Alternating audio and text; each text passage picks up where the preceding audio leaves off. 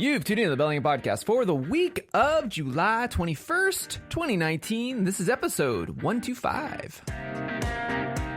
From that city by the Salish Sea, I am AJ Barcay. And straight out of 9226, I am Chris Pell. On this episode, we are continuing our Community Connections mini-series, extended series, whatever kind of series you want to call it.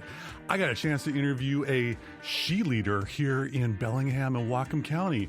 It's a spicy interview. Won't you stick around and join us? This, my dear friends and faithful listeners, is the Bellingham Podcast. I do like a good spice up in the morning. How you doing, Chris? I'm a little bit cinnamony and a little bit of cardamom and some cumin. I'm in an alliterative, spicy mood. How about yourself, AJ? There's a lot of nims in there. That's right. I'm doing well, Chris. We're recording in the morning for once, which is kind of nice. The caffeine is slowly emerging as a dominant force in our behavior. But speaking of dominant forces, you had a really killer interview. I did. I had an opportunity to interview longtime Bellingham resident named Heather Simpson. Heather is a former CEO of a real estate firm here in Bellingham, but is currently the founder of a movement, a nationwide, or dare I say worldwide movement called She Leads Me. It's based in Bellingham. This is a collective that focuses on empowering women in the realms of leadership and growth opportunities in both their professional and personal lives. Also, fun fact, Heather is the host of another podcast out there. You know, funny thing, AJ, there's more than just our podcast out there. What? There is. We're not screaming into a void? She has a podcast called the She Leads Me podcast. Subscribing now? Exactly. Well, I already have. You know, to prep for the interview, I wanted to become familiar with the content. This is my way of doing a nice shameless plug for her podcast. Yes, I have her already on. You're breaking fourth wall. I'm breaking the fourth wall. Fourth wall, kind of like Ferris Bueller, where he looks at the camera. Yeah, exactly. Anyway, Heather is the host of the She Leads Me podcast. Just wrapped up season 1. Congratulations, Heather. A little less than 30 episodes where she really got Brené Brown level vulnerable and genuine in sharing herself and her story and information, and has some great insight interviews with a lot of leaders, both female and male, spreading information to improve listeners' career paths and their personal journeys. I'm taking that from the show notes. For the love of Warren D. Martini, drink. So enough of this banter as the caffeine is going to course through our veins. Let's go right to this interview with Heather Simpson from She Leads Me.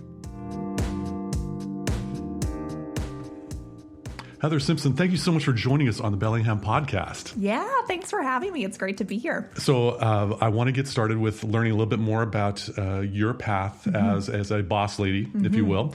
For many people, being a CEO of a business for some would be reaching the top of the ladder. So did you find higher rungs on that ladder once you took a look around? Or is this move to, as founder of She Leads Me, an entirely different ladder?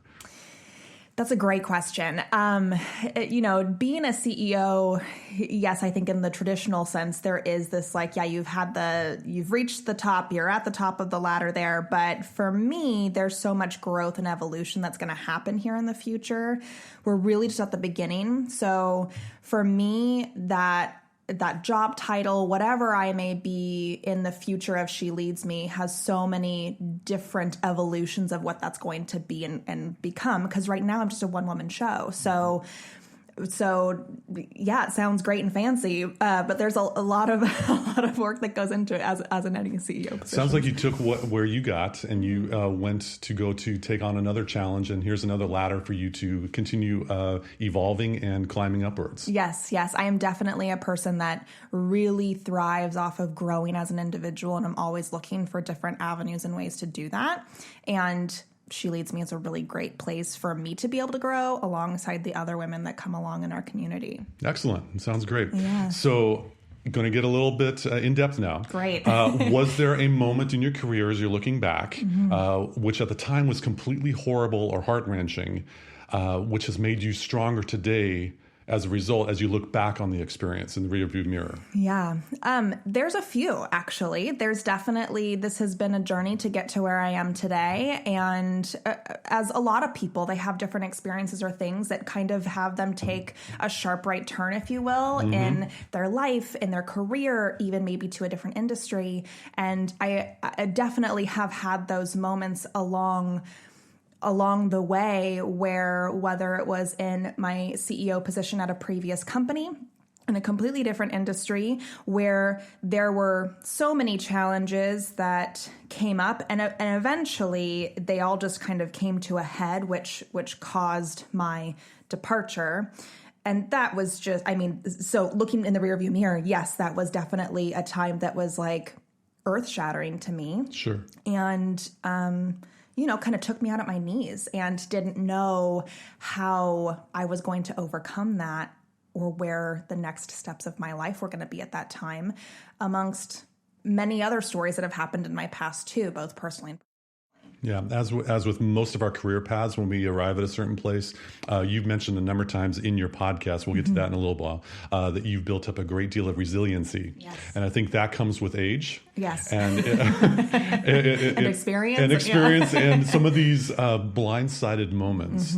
So, yes, the rearview mirror, sometimes you look back with fondness, sometimes you look back with regret, and sometimes you rip out the rearview mirror entirely. Yeah, I've definitely found the rearview mirror to be a sticky point for me, because if you're only driving and looking in the rearview mirror, you're going to crash, right? So that experience happened in the past. Sometimes you just need to leave it there. We definitely learn from it. Sometimes we glance back to make sure that we're like gaining further into safety from the experience or from the incident. But yes, sometimes we do just need to rip it out and just be like, see you later. We can't keep going back there. Very good. All right. So I've always been a fan of the movie Back to the Future 2. Okay. So when future Biff goes back in time to give younger Biff that sports almanac to help him make his fortune. So Heather, if I could give you the DeLorean to go back in time to visit young Heather and arm her with knowledge for the future, what would you tell her? I first would tell her that everything's going to be okay. And second, I would really encourage her just to keep going. I think that sometimes when we take a path that isn't the norm, we take a path that maybe certain loved ones don't understand around us, but we feel really called to that path, we can have a lot of self-doubt in ourselves. And so I would tell that younger Heather to just stay on the course and stay in the path and follow your heart and what your intuition is telling you to do, because you're doing the right thing. Okay. So have confidence. Yes. I think if I was to tell younger Chris, if I went back in time, I'd probably say there's a great power in the phrase, I don't know. In technology, I always have to come up with an answer immediately. And oftentimes, to not talk out of my butt, to try to come up with a tech solution, to confound my client and just say, you know what, I don't know, let me get back to you on that. At least from my perspective, that helps out. But to have a way to say it'll be okay, you don't have to have all the answers right now. Right. I love that too. That's really good. Absolutely. So when I envision leadership, which is what She Leads Me is all about, I unfortunately think in terms of control. Sure. Now, this is like a general marching his or her troops into battle. Of course, that's my male grunt mindset from how I was raised. Yeah. So, Heather, how would you frame leadership for a woman as it would pertain to her significant other or partner in a relationship setting? Yeah. So there is something to be said for the traditional models of leadership and how we've all grown up viewing different leadership positions. My partner was in the military background, and so he definitely views leadership as a very hierarchy type experience, whereas I don't necessarily have different gender roles that play out for leadership for me. When I approach my relationship or even parenting as my highest and best self, that's me stepping into leadership. So when I look at a situation and my maybe young parts or maybe the immature parts of Heather that come out in a really challenging time, really have to slow myself down to make sure that I am stepping into almost like it's a new framework of my mind and a new, like I'm actually literally stepping into a different version of myself. And I call that my highest and best. And what would that person do in this situation? How would that person try to mend the bridge, if you will, or lead during a challenging time? Because really, we're all on the same side, right? And so leading each other through difficult times or good times or unsure times is a really, really important aspect that I try to do. And hopefully, so far so good. Yes. Yeah. All right. So a lot of your audience with She Leads Me is for the upper management woman and also entrepreneurial mindset. Yes. Business owners and such. Let's say that there's a 20-something young woman that is listening to our show, and she's working hard, but not in an upper management role, kind of in the trenches like me, and in customer support or customer service. Sure. Yeah. How would you offer wisdom for a young professional to be a leader to their colleagues or even their management when they aren't designated as a leader in the organizational hierarchy? Yeah, that's a great question. So to me, leadership is very different than being a manager. And so leadership is a frame of mind. It's the state that you're in, and it's how you think and view things. So if I'm thinking like a manager, I'm looking at my job description. I'm looking at what are the tasks that I have to do to get my job done and make my boss happy. If I'm looking at something through the lens of a leader, I'm looking at what is the best thing overall for the situation, not what's best for me that will give me any type of credit, like not coming from that place, but coming from a place of what's best for everybody here. And a lot of it too kind of comes back to, what you want, and also getting in there and doing a lot of hard work. So there's this kind of era that's happening where a lot of people that are my age and a bit younger that also kind of feel like they need to hold out and have a little bit of entitlement and don't necessarily feel like they have to get in and do the hard work to get to the next place. And so my advice to that person would also be, like, really great leadership also comes from a lot of experience and a lot of seeing bad management and experiencing kind of some of the bad things too. So you have to get in there, you have to do the work, and you have to actually be willing to put in the time to get to those next levels. And that doesn't mean overworking, that doesn't mean over hustling, that just means that you have to be willing to roll up your sleeves and get in there and do it, because a lot of people aren't willing to do it anymore. And I had to do a lot of hard work for no money to get to where I was going in my career in a previous industry. And I valued every single step of that. I learned so much in the process. I was able to grow as an individual. And so that's where I would have somebody start is there. Mm-hmm. Very good. Okay. So let's talk about your She Leads Me podcast. Yes. So fellow podcaster. Yes. As of today, I believe there are 28 episodes available. Yes, that's correct. And you're in process of wrapping up season 1. Congratulations. Yes, thank you. You made it through the first season. I did. So I've listened to most of them because I am always interested in different perspectives in the business leadership, productivity realm. Even though I may not have that in my job description, it always is of interest to me because Yes. I'm leading my clients from a nerd standpoint. So the words that I would probably describe your podcast would be empowering, genuine, and vulnerable in a lot of ways, because you really came out of the gates full force in sharing a lot of your story and yourself. And that kind of struck me as a little bit ironic or counterintuitive in most of what we experience in social media, current social media. Yes. That is difficult to do.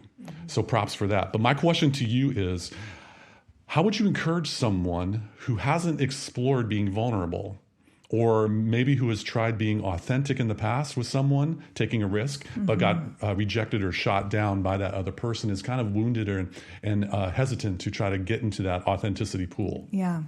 So look, here's the thing is when you're authentic, when you're vulnerable, like, you're going to have naysayers, you're going to have people that are going to try to make you feel lesser than, because that's their story and that's their issues that they're working through, right? So those people that try to attack you, that's because they're going through something that's not about you at all.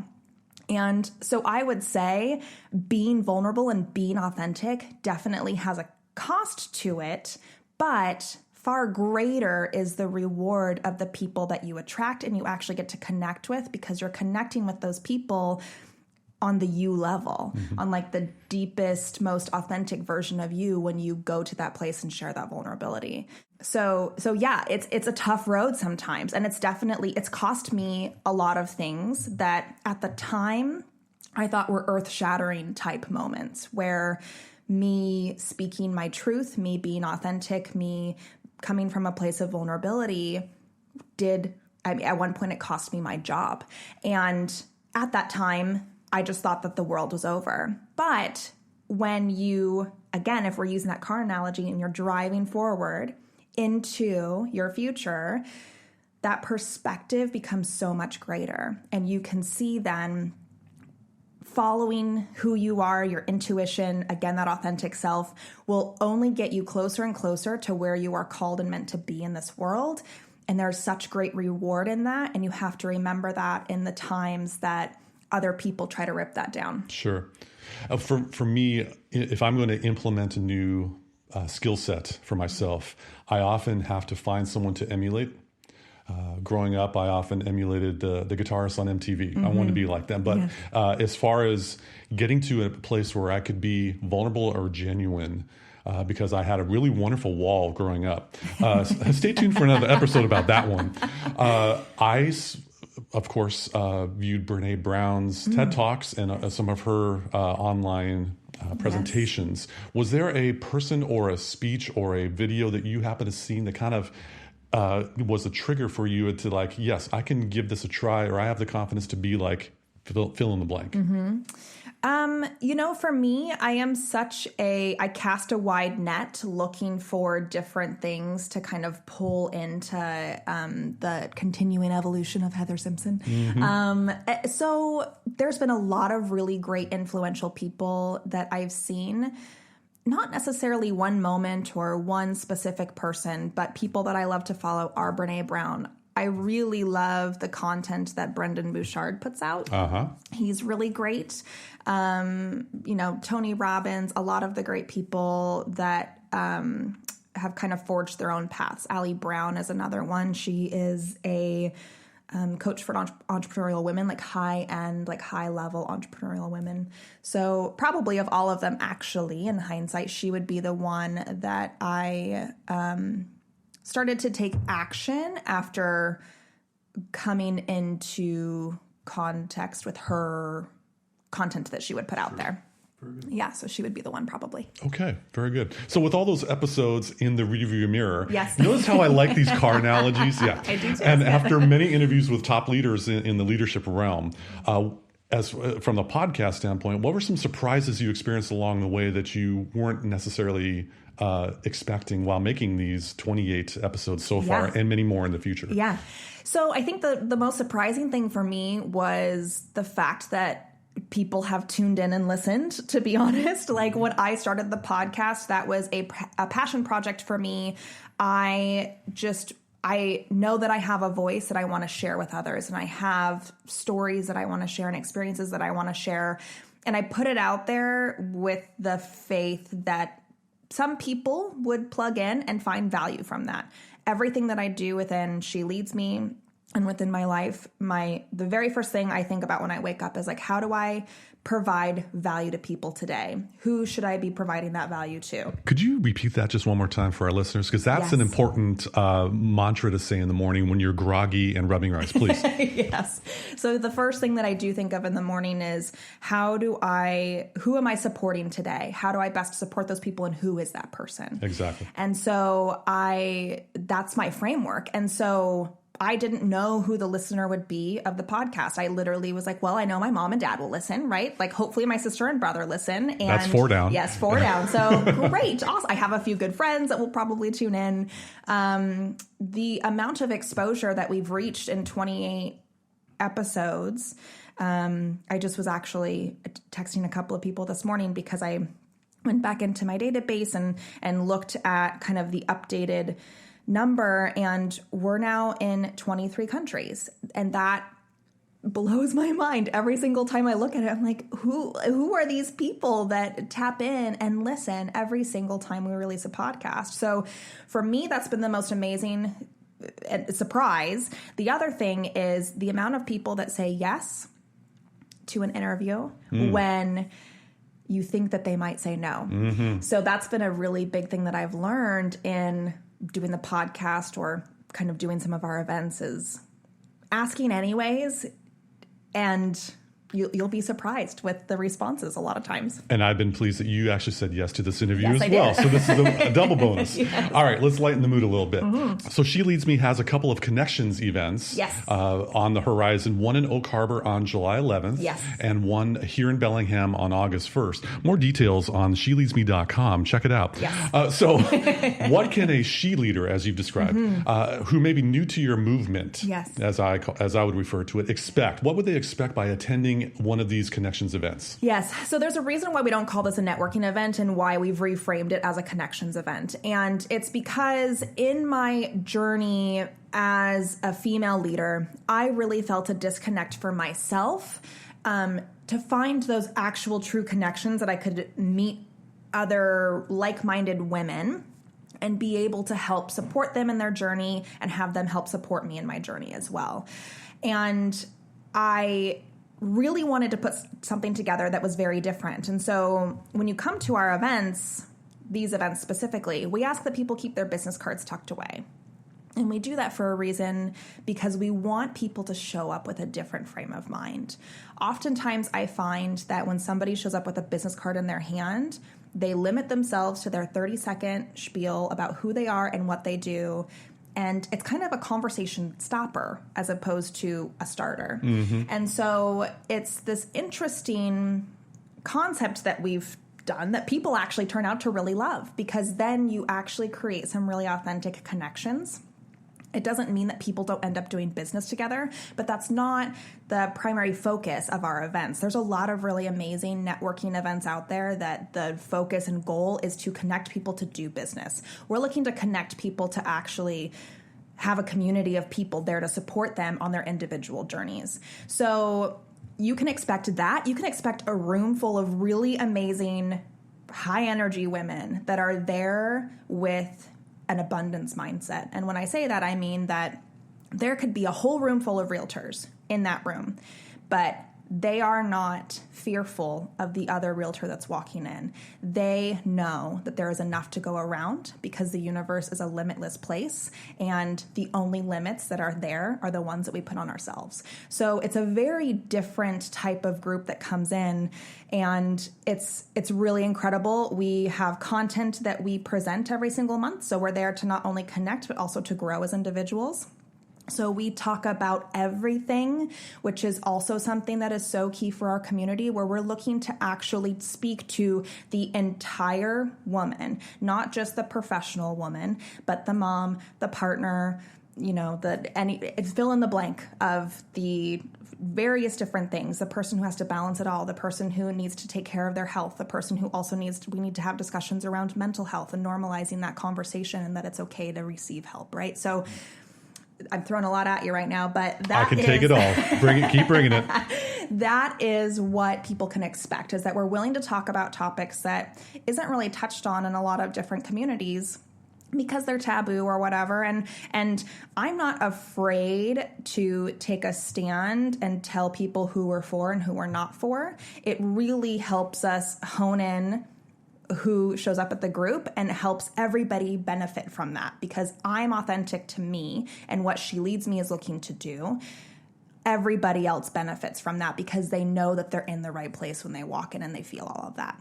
It's so much more enticing for someone to attend than a simple 30-second elevator pitch and a business card. Yes. And how can I make an impact in this short amount of time? It's great when someone wants to get to know someone as a person outside of who they are as their job, because we are not defined by our jobs. Exactly. I've heard that somewhere before. Yes. All right, Heather, let's lighten the mood a little bit. I always ask some questions about for my interview guests to get to know them outside of their work, professional work. So, as of this morning, from as we're having this discussion, you interviewed a candidate for the Bellingham mayor election this fall season. I sure did, yes. Heather Simpson, please complete this sentence for me. Okay. After I am elected mayor of Bellingham, within the first 90 days of my tenure, I intend to... Man, thinking political is a stretch for my brain. So this is really fun actually for me to think about. Okay. I would want to provide more support for and more awareness for the resources that are out there in our community. Like what? Even like the more popular ones are like food bank or, you know, access to health services and those types of things. I know that there's so many different community things out there that I learn about pretty frequently that I'm like, I had no idea that this existed in my hometown of Bellingham. So I would probably research a lot of those different things and figure out what they were and then bring more awareness to them. Like there is a nonprofit called Days for Girls, and they are there for the young women of their community and look to provide support for them in their becoming a female, right? So there's all sorts of different things. I would just want to look for the various different things that are out there in our community so that we can bring more awareness to them, which is what I try to do with my podcast, which is what I try to do with bringing on guest speakers at our events, where I want to find the people that are doing really great and amazing work in our community and bring more awareness to them through a bigger platform. And so that's probably the number one thing that I would do. And I'm not sure about policies and whatnot, but that can come with time. You that have can 90 come with days. Time. And I have a big learning curve. There you go. Sounds good. Well, you know, it's a great way to get to know you as you're answering that question. So when work life gets to a highly stressful place, and I'm sure we all experience that at some times. Where in Bellingham do you go to exhale or take some quiet time or look to process or find some solitude? Where in Bellingham do you go for that? I definitely have my zones within my home that I have set up for myself. As a mom of 3, you definitely need that space, right? Sure. So even if it's just like a little conversation, if the kids are in the house, right, of like, okay, like this is where mom's going to be for the next 15 minutes. Like I just need some time, like, you know, please don't knock, whatever, just to have my time in my space. The other places that I like to go, I do like to be outside. So like Patton is a great place for me to just go because it's not on a street and you're just able to like be in nature, which is awesome. Oyster Dome is great. Any types of those things. But if it's more of an immediate need for me to like get some space, I've created that within my home so that I can tap into that right away. Very good. Good for you. Yeah. It's great to be able to use your home as a quiet place. It is, yes. Especially with a lot of kiddos around. Yes. So here's a pop quiz. Okay. Where is the best place in Bellingham to get a bite to eat? You know, I really love a lot. It's actually funny because my son and I were at Zen Sushi last night, which we really love. And he asked me, he's like, where's your favorite place to go eat in Bellingham? And I'm like, what? I have to choose? Like, oh my gosh, I don't even know. Like, I have no idea. So let's go for the top 3 then. So top 3 would be, I really enjoy some good Mexican food at El Reconcito, which has been there forever, which is down off of Alabama and U Street. And in my childhood, my family and I would go there. So it's like a bit of nostalgia and good food and good people because they always they're very welcoming there. Yes. I also really enjoy a lot of spots downtown. So I really enjoy Black Sheep and their yummy little tacos, and their nachos are amazing. Oh my gosh. That's on Holly Street, I believe. Yes, it is on Holly Street. They just it expanded into a bigger space. They took over the old Goat Mountain. So now there's lots more room for you to go enjoy some tacos. Shameless plug. Shameless plug. You might find me having business meetings there from time to time. Yes. And the third place, I really love Mambo. I really love Mambo Italiano down in Fairhaven. Oh, yeah. Really just great, good. Very good. So you've been around Bellingham for quite some time. My whole life, yes. Whole life. So 2-part question as we wrap up. What is, as you've seen Bellingham change since you were a little kiddo, what is one aspect of 2019 Bellingham that you thoroughly love? And what's one aspect that you're kind of like, oh? I mean, I love seeing the growth of Bellingham. I do love seeing our community grow because I feel like a lot more opportunities are there for other individuals to tap into. So whether it's new businesses that pop up or different communities that come together, I do love seeing the growth and meeting new people. I'm really loving the fact that there is more development of parks areas, especially like around the waterfront. I mean, we live in such a beautiful area. I love seeing like even what they did with Boulevard Park. For a million years, there was no Woods Coffee down there. There was kind of an okay park. Like it wasn't what it is today. And so I love seeing the city tap into its natural beauty and have us all be able to enjoy it in a much better place. The things that I'm not super excited about, I mean, I really love to encourage people to move here. I have a lot of friends that live out of the area that love Bellingham and would love to come actually like relocate their families here. It's really dang expensive, and it's become more increasingly expensive. Yes. Even in, the last 4 years, it's just like really shot up quite significantly.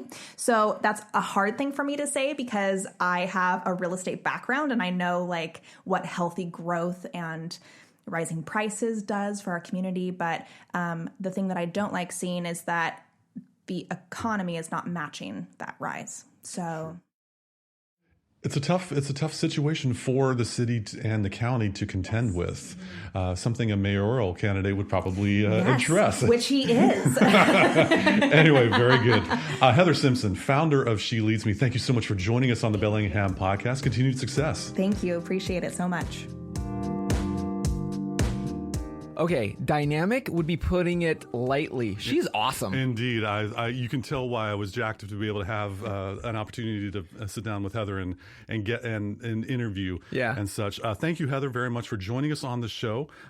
Continued success, as I always say to all of our interview guests, with She Leads Me and this movement that is growing. A couple things. There are some upcoming events that we alluded to in the conversation for She Leads Me on the horizon, 2 of which would be connections events. They're not quite networking events, as Heather might have mentioned, both in Bellingham and in Oak Harbor, coming up in early August. Oh, yeah. And then there's going to be a Nourish retreat in San Diego, California in October. Check out www.sheleadsme.com. FOMO information so you can eliminate FOMO in your own life. FOMO. That's right, baby.